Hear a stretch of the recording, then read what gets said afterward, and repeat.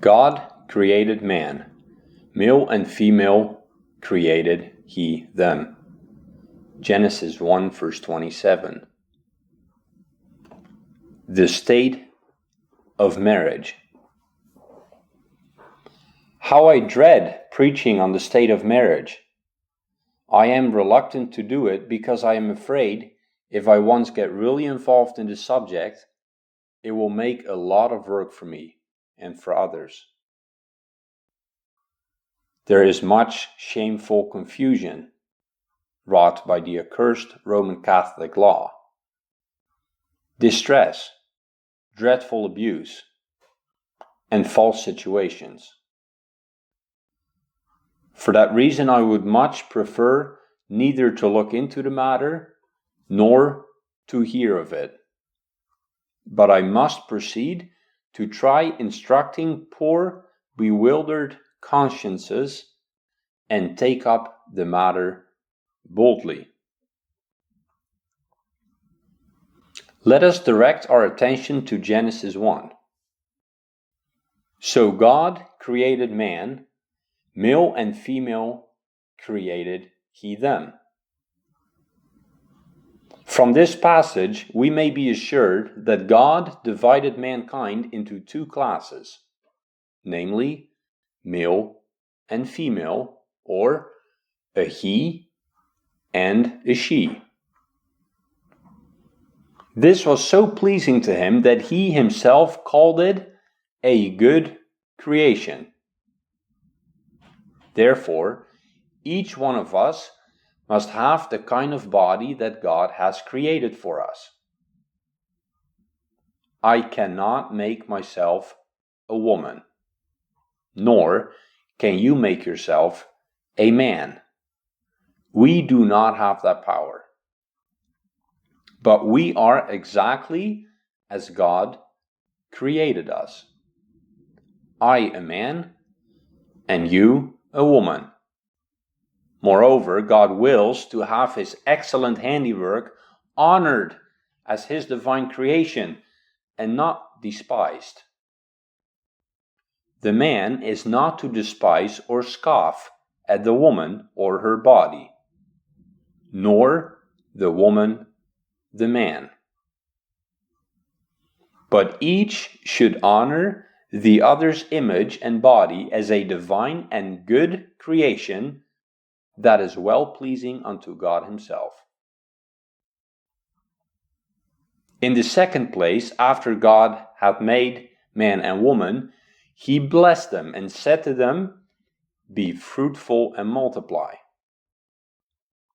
From this passage, we may be assured that man and woman should and must come together in order to multiply. Now, this ordinance is just as inflexible as the first, and no more to be despised and made fun of than the other, since God gives it his blessing and does something over and above the act of creation. Therefore, as it is not within my power not to be a man, so it is not my prerogative to be without a woman. Again, as it is not in your power not to be a woman, so it is not your prerogative to be without a man. For it is not a matter of free choice or a decision, but a natural and necessary thing that whatever is a man must have a woman, and whatever is a woman must have a man.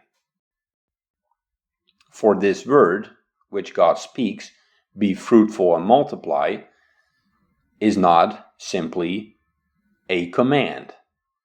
It is more than a command, namely a divine ordinance, which we must not hinder or ignore. Rather, it is just as necessary as the fact that I am a man, and more necessary than sleeping and waking, eating and drinking.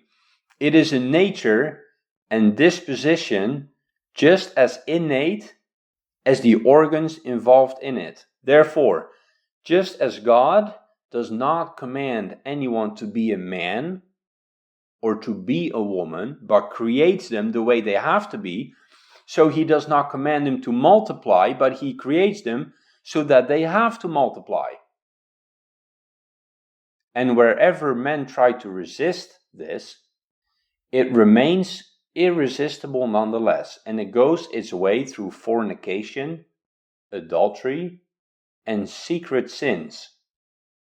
For this is a matter of nature, and not of choice.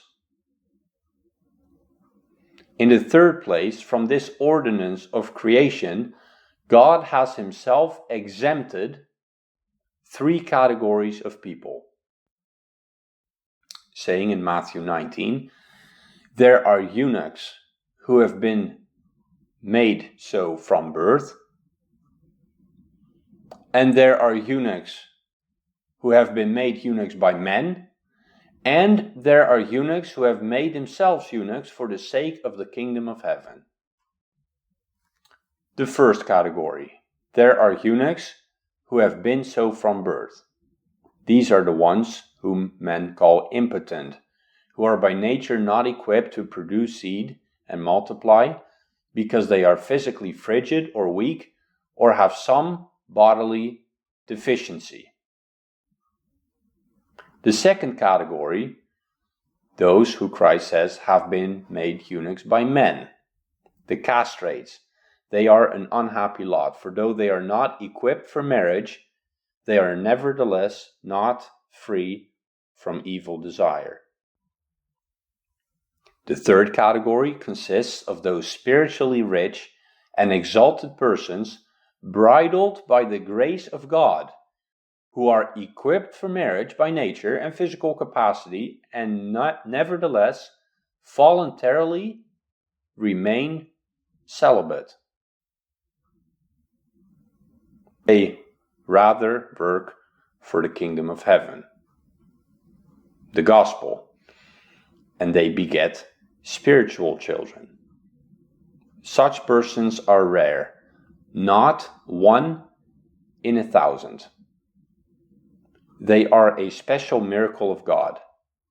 No one should venture on such a life unless he be especially called by God. Apart from these 3 groups, let no man presume to be without a spouse. Whoever does not fall within one of these 3 categories should not consider anything except the state of marriage. Otherwise, it is simply impossible for you to remain righteous.